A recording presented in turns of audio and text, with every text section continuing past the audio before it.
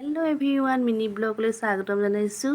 কালিলৈ বিশ্বকৰ্মাৰ উপলক্ষে আমাৰনো কি বস্তু আনিছে বিশ্বকৰ্মা পূজা পাতিবলৈ আপোনালোকক এয়া দেখুৱাইছোঁ। এয়া হৈছে মাহ, কল, নাৰিকল গুচোৱা হোৱাই নাই।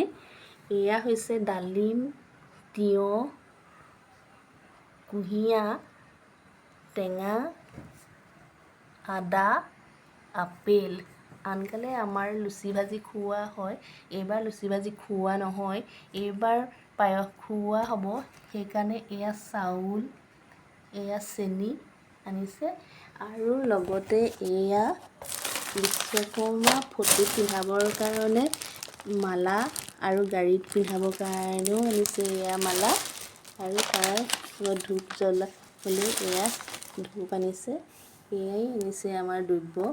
বিশ্বকৰ্মা পূজা পাতিবলৈ মানে ডাঙৰকৈ পতা নহয় আৰু এনেই নিয়মটো কৰা হ'ব, সেইকাৰণে এইখিনি দ্ৰব্যই আনিছে।